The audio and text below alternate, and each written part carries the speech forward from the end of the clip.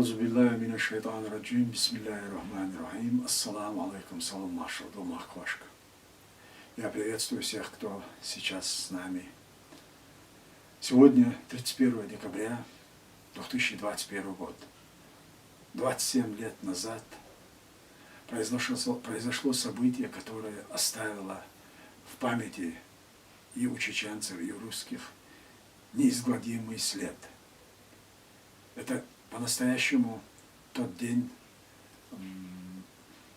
многие чеченские семьи, многие российские семьи потеряли своих близких людей. И этот день в памяти и русского народа, и чеченского народа останется как трагический день. На самом деле ответственность за эту трагедию и за те преступления, которые были совершены, начиная с этого дня, продолжают совершать по сегодняшний день, ответственность за все это ложится на российское руководство. И я уверен, что, несмотря на всю ту пропаганду, которая сегодня ведет Россия и их ставленники в Чечне, вот за эту трагедию, которую пережили и чеченский народ, и русские, все равно придется отвечать всем, кто был повинен в этом. Сегодня я хочу ознакомить наших слушателей, как мне запомнился этот день. Я это изложил в своей книге «Покорить или истребить» в первой части. И я хочу прочитать выдержки из этой главы. Глава так и называется «Новогодний штурм». К своим министерским обязанностям я приступил 18 ноября, а 26 ноября 1994 году началось первое вторжение российских войск в Чечню под прикрытием сил оппозиции. Многие наши историки, в том числе и Далхан Хажаев, предлагали считать днем начала российско-чеченской войны именно этот день. Действительно, 26 ноября в Грозном впервые сошлись лицом к лицу военные силы России и Чечни. И именно в этот день, видя сожженные гранатометами российские танки и наблюдая колонны пленных агрессоров и их вооруженных пособников, чеченцы обрели веру в себя и в своих храбрых сынов и дочерей, взявших в руки оружие. И именно в тот день романтический лозунг «Свобода или смерть» обрел для чеченцев свою суровую реальность. Для меня этот день памятен еще тем, что именно тогда начался отчет моих погибших друзей. И этот скорбный перечень открыл мой друг Хусейн Гузуев, председатель национального телевидения и радиовещания. Накануне вторжения он провел интервью с Джахаром Дудаевым, а на другой день мы с Хусейном должны были встретиться на Грознефтяной. По дороге туда он наткнулся на одну из российских группировок, и они, узнав Хусейна по его телевизионным выступлениям, убили его, а тело оставили лежать на месте этого подлого убийства. В эту же ночь его супруга обнаружила его тело и отвезла к своим родственникам. Мы узнали об этом поздно ночью. На второй день утром рано мы с друзьями отвезли Хусейна в его родовое село, выразили соболезнования его родным и там похоронили. У Хусейна остались 3 детей, 2 девочки и мальчик. Пусть Всевышний Аллах продлит их дни и сделает людьми достойными своего талантливого и мужественного отца. Следом пошла череда тревожных дней. Российские самолеты стали бомбить Грозный, кладбища и больницы стали заполняться мирными жителями, ставшими жертвами этих бомбежек. Во всех городах, районах и селениях создавались отряды ополчения. Люди готовились к войне, хотя у многих еще теплилась надежда, что какие-то разумные силы в мире и самой России сумеют остановить нарастающее безумие. Я часто вспоминаю сказанное одним из моих друзей в те дни. С Россией воевали наши отцы в отрядах Хасана Исраилова и Майрбека Шарипова. С Россией воевали наши деды в годы гражданской войны. Наши предки непрерывно воевали с Россией во времена шейха Мансура и имама Шамиля. Я почему-то думал, что наше поколение станет единственным, сумевшим за все эти столетия избежать войны с Россией. Но и нам не удалось проскочить через свою чеченскую судьбу. Действительно, теперь мне кажется, что каждое поколение чеченцев обречено на свою войну с Россией. И длиться будет это до тех пор, пока мы не обретем национальную независимость. 11 декабря началось полномасштабное вторжение российских войск, которые уже не считали нужным прикрывать свою агрессию чеченской оппозиции. К тому времени у меня были надежные друзья, и мы стали приобретать оружие, боеприпасы и военное снаряжение. У нас сложился маленький, но сплоченный отряд, где все доверяли друг другу и знали, что товарищи в беде не бросят. По всей Чечне стихийно образовались десятки и сотни таких отрядов, состоявших из родственников, соседей и друзей. 21 декабря 1994 года Джохар созвал всех министров правительства на совещание в президентский дворец. Джохар на этом совещании сообщил нам о полученной им от Ельцина телеграмме. До этого, как известно, Джохар встречался с Грачевым в станице Слепцовской в Ингушетии, и российский министр обороны публично обещал, что войны между Россией и Чечней не будет. И вот Джохар зачитал нам телеграмму от Ельцина. Не помню ее содержание дословно, но текст звучал примерно так. Гражданину Дудаеву явиться в Владикавказ к какому-то времени, чтобы обсудить вопросы разоружения незаконных формирований. Телеграмма была составлена в жесткой ультимативной форме. Когда Джохар зачитал эту телеграмму и попросил членов правительства высказаться по ее поводу, все наперебой стали убеждать президента в том, что эта поездка невозможна, так как стала бы унижением и для Джохара, и для всей республики. Джохар дал высказаться каждому. Выслушав всех, кто хотел высказаться, Джохар сказал: «Вам хорошо так говорить, потому что не вам отвечать перед Всевышним за все бедствия, что принесет народу эта война, а мне. Я несу ответственность перед Аллахом и сделаю все, что от меня зависит, чтобы остановить войну». И тут же, обратившись к своему помощнику Маулену Саламу, распорядился: «Отправь телеграмму Ельцину, или, если это не удастся, сообщи через Итар-Тасс, что я приеду в назначенное время во Владикавказ». После этих слов в зале совещания стих гул голосов и установилась абсолютная тишина. А Джохар добавил: «Я выслушал вас и принимаю решение, я еду на переговоры». Этот случай, которому свидетелями были десятки людей, снова показывает, как Джохар пытался избежать войны. Интересы народа он ставил выше своих личных амбиций и был готов даже на такие компромиссы, чтобы не допустить войны. Позже бывший председатель Госдумы РФ Иван Рибкин во время нашей встречи в Лихтенштейне рассказал мне, что в окружении Ельцина, составляя эту оскорбительную телеграмму, были уверены в том, что получат от Джохара резкий отрицательный ответ. И когда они получили его согласие приехать на переговоры, в Кремле, естественно, сразу же отменили это переговорное мероприятие и усилили бомбардировки Грозного. Война к тому времени набирала обороты. Российские войска продвигались по чеченской территории сразу с 3 направлений, имея своей целью Грозный.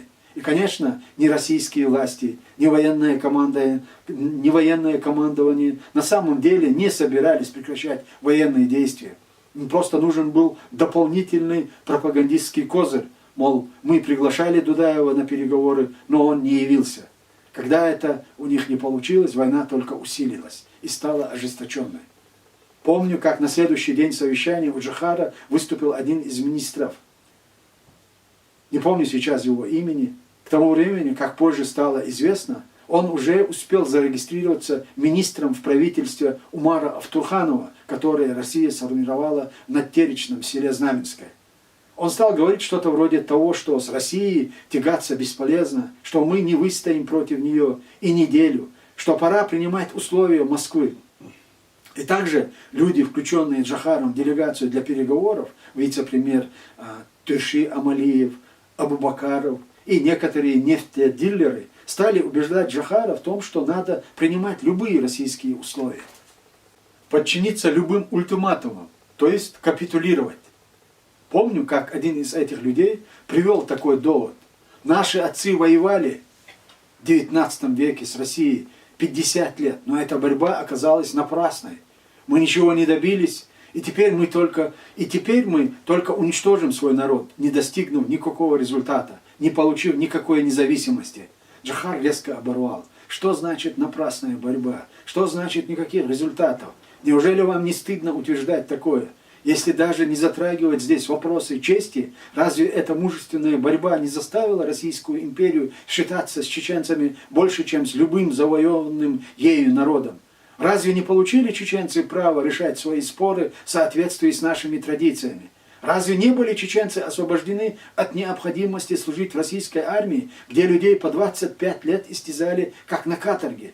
Разве не было чеченцам дано право свободно носить оружие, когда других заставляли подпоясываться холопскими веревками? Ведь благодаря мужеству своих предков чеченцы до сих пор остались чеченцами. До сих пор, даже через 70 лет владычества безбожной власти коммунистов, пройдя через депортацию, мы остались чеченцами. Разве этого нам мало? Разве это не результаты? Потом Джохар сказал: мы сделали все, чтобы не допустить этой войны. А теперь должны сделать все, чтобы поднять народ на отражение агрессии. Чтобы народ дрался. И мы сделаем все для этого. И объявив, что о следующем заседании правительства будет сообщено дополнительно, Джохар распустил совещание. После совещания я пришел к себе на работу. Поднялся в кабинет. Часть крыла здания, где помещалась библиотека и зал сувениров, уже лежали в руинах после бомбежек. Я там ничего не трогал, не пытался вывести в безопасное место, потому что Джохар как-то сказал нам, что если мы начнем что-то вывозить из столицы, среди населения может начаться паника. Джохар Дудаев до последнего верил, что ему удастся предотвратить войну. С взрывной волной в кабинете были выбиты двери, везде валялись осколки оконных стекол. Сотрудников министерства, за исключением нескольких человек, в здании не было. Заперев дверь в кабинет проволокой, я вместе со своими друзьями покинул это разгромленное здание, и прямо оттуда мы пошли записываться в отряд ополченцев, которые формировались у президентского дворца. И с этого момента у меня началась военная жизнь. Новогодний штурм, начатый российским командованием 31 декабря 1994 года, застал меня вместе с товарищами в президентском дворце.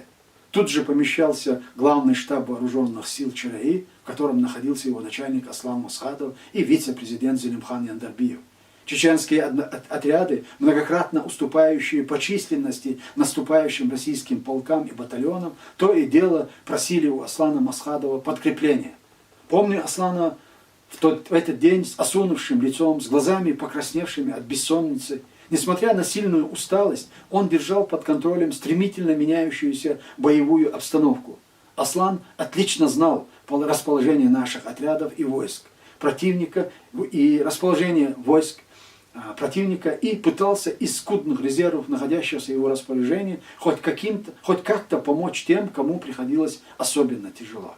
Именно с этого дня я начал питать искреннее уважение к этому человеку, который был мягок в общении, всегда тактичен, однако в минуты опасности в нем проявлялись стальное мужество и непреклонная воля, присущие истинному полководцу. До конца дней своих буду благодарить Всевышнего за то, что он сделал меня современником и единомышленником таких незаурядных людей, как Джохар Дудаев, Зелимхан Яндарбиев, Аслан Масхадов и многие-многие другие. В этот момент поступила еще одна просьба о подкреплении. Аслан распорядился, чтобы я с моим небольшим отрядом выдвинулся в район первой городской больницы Грозного. Нас было 5 человек. Среди них Сайд Хусейн Тазбаев, мой однокурсник по театральному институту, работавший в тот момент преподавателем в городе Гудермесе. Остальных не буду называть по именам в целях их безопасности. Скажу лишь то, что из нас только один имел опыт срочной службы в советской армии. Арсенал наш состоял из автоматов и одной мухи, одноразовый гранатомет. Добрались мы до места довольно долго. Добирались мы до места довольно долго, потому что в городе в последний день уходящего 1994 года творился сущий ад. Не хватит слов, чтобы то, что происходило в Грозном во время этого штурма, описать. Все равно картина не будет полной. Тысячи эпизодов отдельных боев и ожесточенных рукопашных схваток, рев самолетов, лязг танковых гусениц, Непрерывная канонада, выстрелы, слившиеся в один сплошной треск, огни пожарищ, дым, стлеющий над разрушенным городом закопченный снег и трупы, густо усеявшие все улицы. Вот как мне и, вероятно, всем участникам тех боев запомнился этот предновогодний день в Грозном. Но даже на фоне кричащей человеческой трагедии, которые были отмечены эти дни, мне почему-то особенно врезались в память наши грозненские собаки. Мы их встречали на всем пути от президентского дворца до места назначения. Потерянные, напуганные оглушительным грохотом войны, они, завидев нас, подбегали и, жалобно скуля, льнули к нашим ногам. В их глазах явственно читалась мольба о защите.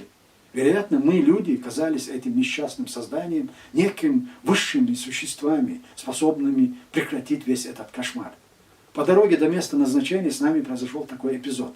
В самом центре города, на проспекте Победы, где стояли помпезные дома, названные почему-то сталинскими, хотя, как все знали, были они построены пленными немцами, обстрел был особенно сильным, так что невозможно было голову поднять. Какую-то 100 метров мы преодолели более чем за час, потому что то и дело приходилось укрываться в подъездах или подвалах домов. Жили на этом проспекте почти исключительно одни русские. И было страшно, и было странно наблюдать, с каким остервенением российская артиллерия утюжит именно эти дома, многие из которых были уже совершенно разрушены и горели.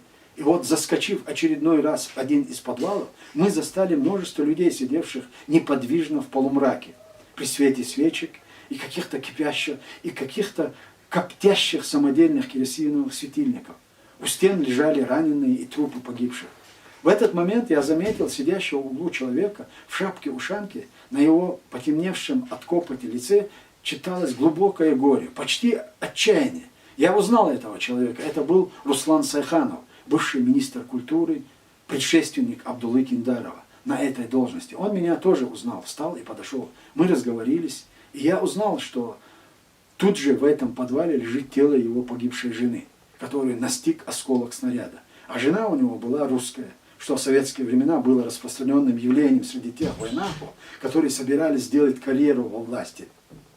Женитьба на русской считалась как бы признаком того, что нацмен отказался от своих национальных корней и традиций, приняв аморфную в национальном отношении культуру коммунистов. Я выразил ему соболезнование и спросил, почему же ты не вывез свою семью в село? Кто же мог знать, что до этого дойдет? Война, самая настоящая война. Они там с ума сошли, разбомбили город, убивают всех подряд. Что же происходит? Как до этого дошло? Я понимал, что он задает эти растерянные вопросы не столько мне, сколько себе, пытаясь осмыслить причины, которые внезапно разрушили весь этот казавшийся незыблемым мир, и которые низвергли его и тысячи других людей в пылающую пропасть жесточайшей войны. Но только глубоко убежденные в своей правоте люди встречают такие трагические перемены с душевной спокойностью, воспринимая их как испытание духа. Я много встречал таких людей, непоколебимо спокойных в самых опасных и рискованных ситуациях. Именно такие люди вынесли на своих плечах всю неимоверную тяжесть этой войны, которую даже неравной трудно было назвать. Настолько несопоставимы по численности и технической мощи российские агрессоры и чеченские защитники своей отчизны. Каждый монах, если даже он является коренным горожанином, обязательно имеет свой родовой дом в том или ином селе. Поэтому почти все чеченцы заблаговременно вывезли свои семьи в селения, а в город вернулись лишь те, кто намеревался защищать его от российских войск. Многие чеченцы приглашали перебраться в селение и своих русских соседей, друзей, коллег по работе. Одни последовали этому приглашению и спаслись, а другие, наслушавшись российской пропаганды о том, что чеченцы якобы увозят русских в села в качестве заложников, предпочли остаться в городе. И десятками тысяч погибли от снарядов, бомб и пуль. Вместе со своей семьей я тоже вывез в Русматан родительский дом русских сотрудников Министерства культуры. Я приглашал всех, но многие отказались. Все, кто уехал с нами, выжили. А многие из оставшихся в Грозном, как я впоследствии узнал, погибли. Относительно Руслана Сайханова я хочу рассказать, прокомментировать один момент, потому что в этой главе об этом сказано очень много. Руслан Сайханов был министром культуры, и мы с ним познакомились в тот период, когда я поступил в театральный Воронежский институт. В 1981 году, когда мы закончили институт и вернулись в Грозный, у нас был дипломный спектакль «Белые флаги» по роману Надара Думбадзе. И я играл главную роль. Спектакль приняли зрители очень хорошо. И наш театр, Чечено-Ингушский драматический театр, тогда включил его в свой репертуар.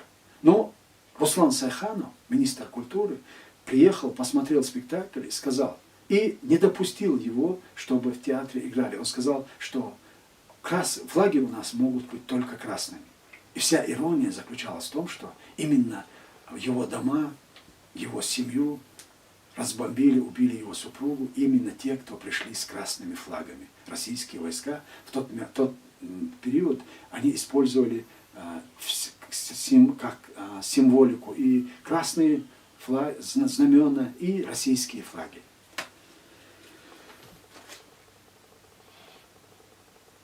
Наконец мы добрались до первой городской больницы и вышли к отряду, который держал там позицию. Как оказалось, этот отряд являлся одним из подразделений Шамиля Басаева. Именно Шамиль поставил их на эту позицию, и вот мы впятером прибыли к ним в качестве подкрепления. Мы готовились штурмом взять горбольницу, захваченную российскими подразделениями. Однако от Аслана Масхадова поступил приказ больницу не штурмовать и не отвечать на огонь противника, который там засел. Российские солдаты захватили в качестве заложников всех пациентов, весь медперсонал и посетителей этой больницы. И требовали, чтобы их не атаковали и не стреляли по ним, угрожая в противном случае уничтожить заложников. Кстати, этот момент нашел свое отражение в фильме Александра Невзорова «Чистилище». Он многое там переврал, включая нелепую сцену распятия русского солдата, но факт захвата российскими солдатами заложников в больнице скрывать не стал. Это к вопросу о том, кто впервые на российско-чеченской войне открыл печальную практику массового захвата заложников, в том числе и в больницах. Есть какая-то печальная ирония в том, что весь мир знает о захвате больницы в Буденновске отрядом Шамиля Басаева. Но мало кто знает, как за 1,5 года до этого один из отрядов Шамиля Басаева блокировал российских солдат, захвативших заложников Грозненской больницы.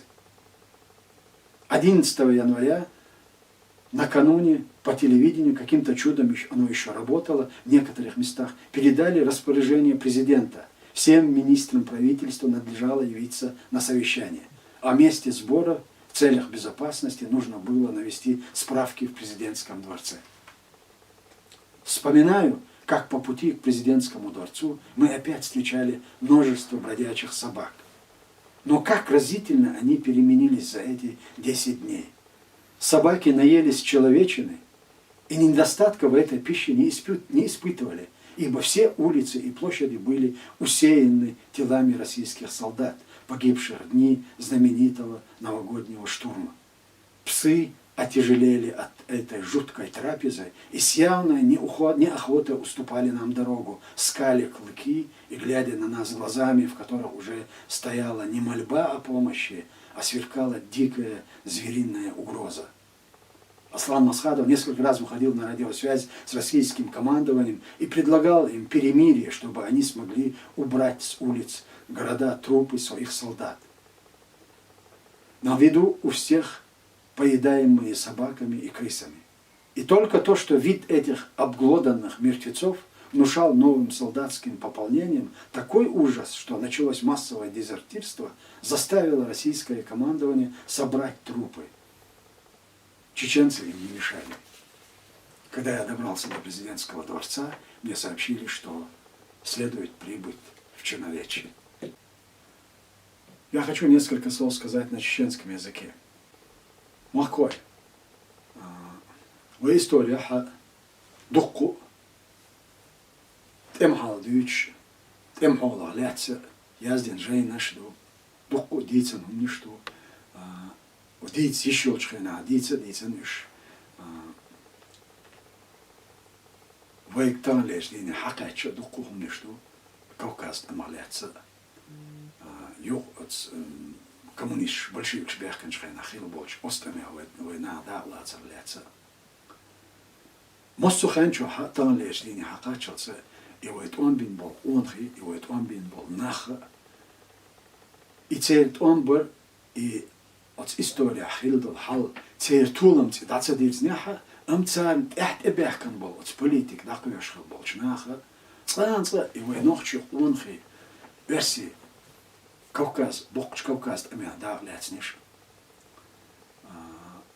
أتس برسي ساني دوحلو يش داقل خان بول أونخي خسان إسرائيل ولا ما يبيك شريف ولا قبل أونخي بلا اشتقوا بوت اش ثاني بيت اما تسولت احد ادي اندلش ايدلش اش سيسز بيش اش تا يمل بيش تا دستن بوش تسير خليجي ليليجي تسير لاتستل تسانت احقول شو خارت سيرشي ات سويت بروباغاندي ولش خينادي هتا تغن سنة اش دستن ديال دات ساليهم انت تغن ليچار ديش ديك تغن ليچار دينيك اتستمت اتبيش ثاني توان بيش نوخش او ماشو اش داخلهم بقونخي اش سيسز بيش تسير سيدا ريتش تسانت دوت قولش يدعوش البروباغندا إذا تا دال يغزلو تسيه يشيو تشو بيوخ بروباغانديوس أما إيش تقدر ليش ياتون دالش يقونخي بويش أتقونخ تحلل نحتنا دقو دين بسنا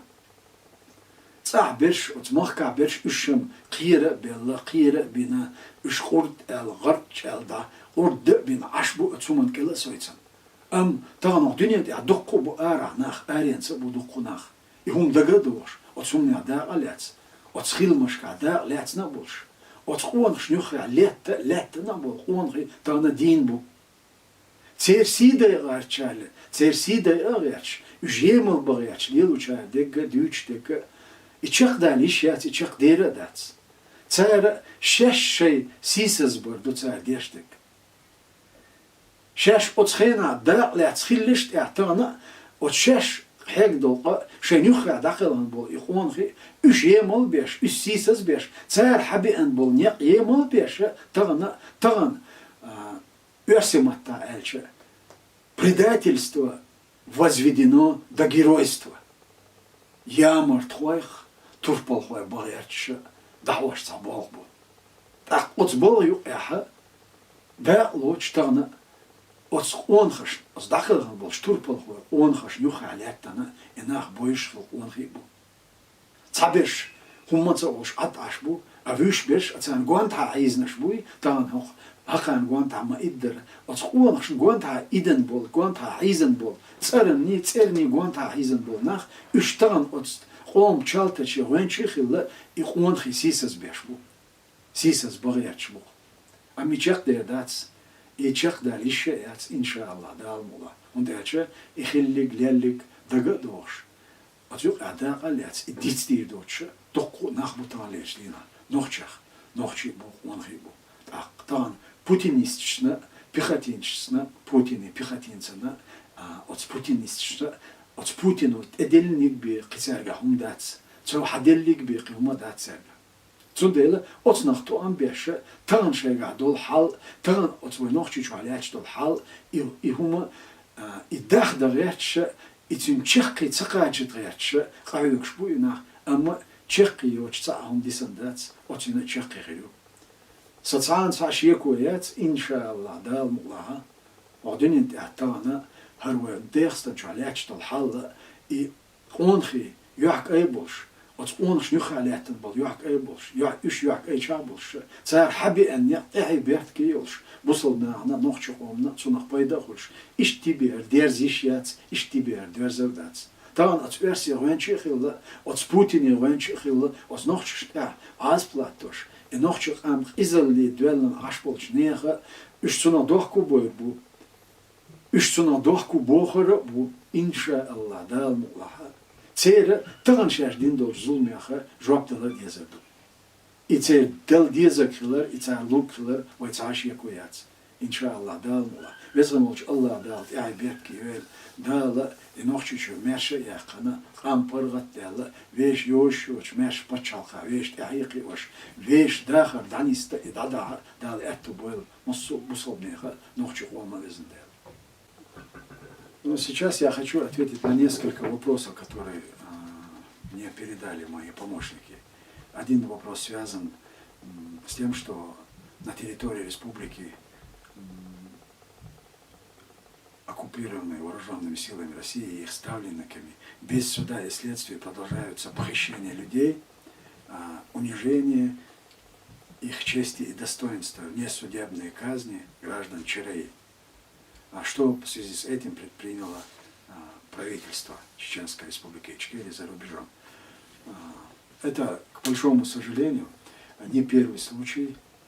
То, что мы сейчас наблюдаем на прошлой неделе, похищены родственники нескольких человек. Это по тем данным, которые у нас имеются, это родственники Тумсо Абдурахманова, Микаила Мализаева, Мансура Садулаева, Асланбека Арсаева, Аслана Арцуева, Янгульбаева, Хасана Халитова. По всем этим фактам Генеральная прокуратура Чеченской Республики возбудила уголовные дела и также направила письмо в Российскую Генеральную прокуратуру. Это то, что сделано непосредственно по этому факту. И также от правительства и от наших соответствующих структур были направлены письма и Организации Объединенных Наций, и ОБСЕ, и разные другие международные институты с требованием тем, чтобы они обратили внимание на ситуацию в Чечне и на то, что происходит сегодня, что вытворяет на территории Чеченской Республики оккупационные структуры власти, ставленники Путина и сами путинисты. К большому сожалению, мы никак реально влиять на сегодняшнюю ситуацию не можем. Мы можем только реагировать на это и зафиксировать все те правонарушения и преступления, которые совершаются сегодняшними так называемыми путинскими ставленниками, которые называют себя властью и в буквальном смысле слова глумятся над населением. И, к сожалению, кроме того, что фиксировать эти факты с тем, чтобы в последующем привлечь к ответственности этих людей, у нас на сегодняшний день других возможностей нет. И поэтому вот ту необходимую работу по фиксации этих преступлений, по возбуждению уголовных дел, эта работа делается, и эта работа будет продолжаться, независимо ни от чего. И абсолютно уверен в том, что за эти преступления, которые совершаются сегодня на территории Чечни, они не имеют срока давности, и люди будут привлечены к ответственности. У меня в этом нет никаких сомнений.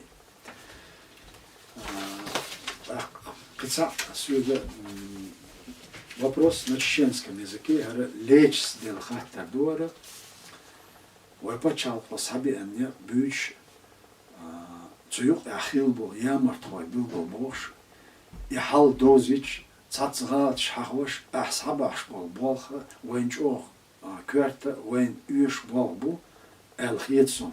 أما حق أميلة أقول شتيدن بناس مثلا أصلاً شيخنا هردني عاري أولي يا إشت شميلس يا خدا مسني أبو إش هكار هر تصدني عاري وقو وجدير أولي غالط شهادو أق أتس إيرا قول دل خاطر دخر أمد أتس والبتشال بوليتيكا لاتس دوش دقيقة أس هر تصدني أل خيتش حين غالط شوون دال أتخيني يوغ ديرزي وي مثلا هر إيش دين خير داتر أس يا إيش دين خير در أس ال خيتش تصاهم دويا دال لردويل مصو غالط دولار قل دولار صح نيس قيتر ديو أس حالخة ديل ريز خيو أو حال ديل ريز خيو أول أس دال برتصع بويل وي دال إعي بيرت كي ويل أول أس لارم تسليتش ليش عادين خاطر صعب يبن نوقدال إيشولش داتس نوقدال متبولش داتس خاطر عنيستين خاطر دال مولها صنع وين دولش أور إيش تن خاتين شخاتنا تن دقر عن جواب طلع جوسو إن شاء الله ده الموضوع وهي عيد لي عليه تنبولش نيخ بيحك مش تاي بيحك شدا شين أو تدبيز ويش حلقة نيك أتستق شا دايشوش تو تصدقني شيء بالغ متكا دلا شيء درجة دلا شا بوليتيكا دلا شا ديش خيندول شتو هم تو تصدقني يه شا ديندول شومنخ دحل دا شا جوابتو شتو شومنخ تو دينك غالط دلا تا إشت حولي ديلش سأدو مسيا غالط سوم دويلا خوش سيوغا دلا سو بيلغا بطلش أصن دوخكو يلا أيز ديلينش سيغا ديلش أص غالطن إذا حلقش ديها ليش دحل دا سوق بيزدول شون إيش بوليتيكا سوم سيدوخ غالط خيته تعزر إسبوع ديوز ويرتول شرح نوختي شو دابع عن بالخارج مشكاح بريزيدنت كانديدات بريزيدنت حولي إزداء لاتس إذا صدق قدوش على دوق غالطوي und hätte wenn Kriegsteg wenn was möchtesteg much khilha historia so hiten yolları zult und gwant haqol yadul hal ve mastershna zut duqe ehtu bir otsumno ve tsan botte tsaderker ve qam qadiq diq delbo am soch ish dotsilha son delaha otschil dol cholna hins yogda die schreche as jo ada lotsadatsa und Bilgel botdosh it delos dogush ya president khilach ya president khilla ambosh letsa datser we tu alats dolda we da latsa hoqa we tsla shoz dozet hubandosh letsa rois iza tan tsigalach bot tkhunsh yuqa tsani aro letsa wuqa duhala dolla we lidish wa halder vetnik شمل تعاوير زيلم خيقي عاوير أصلاني قي عاوير تعوزوق إحا أتقاء ديقة يشقي وين ويش ويش وين واسطي برش وين بيلقل بطنش جرل نعبرش تسان تحني تعاويتنا وقعنا ليفيش حال درسي قحوتنك داتس يا يش يمل ببيش يتسان واسيش إيهم تصدق إحت إيوش خاناها بريزيدنت أصلا مسخر ده بريزيدنت خارج رويلا تسع أطيبان وتبي أتعاشير كخلايات إذا أسين دوتش تبي أن تنقع غاسقش تنقع وزنيري غاسق دا ليتري غاسقش يخيل لأري بوغداتشون غاسقش يخيل لأر بيلقو بطلش غاسقش شيك دوش توش أغورها البريزيدنت خارج تخش ساتسو أداء ليتر أما ويقام دوي ويقام ستم خيل بالبر أصلا بريزيدنت خارج جوهر دعوات شو ده أصلا بريزيدنت هو إن دخل بوشنيها دكتور كوارتشها البريزيدنت خيل فيز على الدكتور ديجن دالدر دخل بوشنيها تحبش زيلم خارجلوش بيش بر شمل خارجلوش بيش بر أما دخل دولش ديق أحد أصلا بريزيدنت خارج لا أمبوش ويقامدر تأخذ أحد ويدا ليتر أبولا أيدا منش دا ليتر ودوغا مولا ديس أصلا تانسا سبيكتاكل وقتنا تونغر شين أخشى دوخشى تاق تيوش خان شين تونغر درج دوخشى توتا تور كيرتيغا ويوزو أشياق دولار قاج تسنيا تسنيا إذا غلط خيتسون ويغر ليشنا سي غلط إدو أل خيتسون تاق كتاق دوسون بيلغو داخلو شو خويات شوش ليش حق أتستيع إدو أل خيتسون إذا يتشي إزر برو إسول شرشها وتصاول جهة يوديست تعقولان جهة وتعديت ديتر تعدي حروي أدرمان إسحاوالش حتى أتاسو تليفون توانا أيس قميل ديش خيناح وتصدق حق عايز ألك دري تاسو قرديح قري يسأل إلى إذا دق غلط دري سو بيلقى بقلوش صندوق ويلا حتى عدينا إلا دو إذا تناغي يبيشاقة ويشاقة وتغالطة سنقين $1 ديوش هل يقرأ اللي تعدول شو من تاعها حلقة أون بالي خيل دول حال أصلا بريزيدنت وش زينا بريزيدنت وش يوصل تاع أصلا بريزيدنت وش أتس правительство структуршка عبوا بين أتس правительство نا تقو غالشتر بيلقى بطلش زينا والشينا دين دا أصلا والشينا در أسوأ تيوق على دار ليحسون إذا أست عدول جيبل غالط دلا أتس غالط أنا جيبل أتس حلو يعشتغن تاع خوليس تندل حيخ نوى إز شمل أصلا سردني عاري يزيل مصهر سردني عاربو كنت أشى إيش وزوقن حلقة ترجعيو سو ويميلش أو قيتم خلش ويميلش أو لا أم خلش حلوة الولش سجنا حتى نزمي أشق ولش ولا حتى بوخشون ريز وات صح أم بين بولش ستسمت حتى بين بولش ستسمت شق ولا يشوا إيش دو كرت نظام بتشال نظام إيش دوس أما يهم ستسم بللس دولش ديها حين خيتك دوزيت ديز آل ديز إي نيس أو خل أو ليغا يز أم أتصحلش كوجل خوشو إي ستسم بينشو ديها تأخ أتصسم ديها ستسم يسا نظام ديها شاكوش ولا إيش إغال شدو إيش يقر غالش تو إيش برايتلستو سو برايتلستو ديها شو تنديلا أصلا يقدر اللي غالت تنرجوبل سوند أعدو زيلم خياديله إذا أصدق شو أصبريتلستو صدق شو هلا ريتابي تساجر ديال الغات نا جوبل دوينت أعدو وتيو أخيل بولجنا عند أعدو تاق أما هو يتعام دوش حخوش خينا ويتسيرت أبي تسيح قرا إذا اشتغل دولش نظام تأتوجي أولي هند أشحيني هو هرتسدينيا مني هو هرتسدينيا أولي أما وأتخيل دولش ليل دولش ويقر ديلن دولش بتشالت على ديلن دولش هات يا دولش دولش جوبل وينت أعدو تسمى ويش دولش ديها يبيعك ويش إلا تسوي بيعك كنت إلسا وتسوي كيتشدو أما تعهم ديش وش سجى غلط سوى عليش ياتس أما ويتران إيش يقدر غلط ديك نيس دوت سجى يقدر هدو تحت أيوة زمان شو إيه تعديل دول غلط شو ويتحت يخلش بوتش تبوش بوتش وينا وشك ويقون خشك إغلط ساق تديلت إيش أتغلط يخ ضرب عالش ويولش بيه ويش داخل هم بوتش ويش ريتسال يوقش غلط إيش تبي إنيت توش بيه ويحاكم داتسي ويزنوش الله دال إيش ديق البويل دال غازوت وبل دوتسي ويزنوش الله دال تام دعال دال يحك أي شهر داخل شق دولير وي تام دعال دال ويحك أي خلدوش ويزنوش الله دال تاع بيرت كيول تودع السيقاني ودع ديرس دو السلام عليكم ورحمة الله وبركاته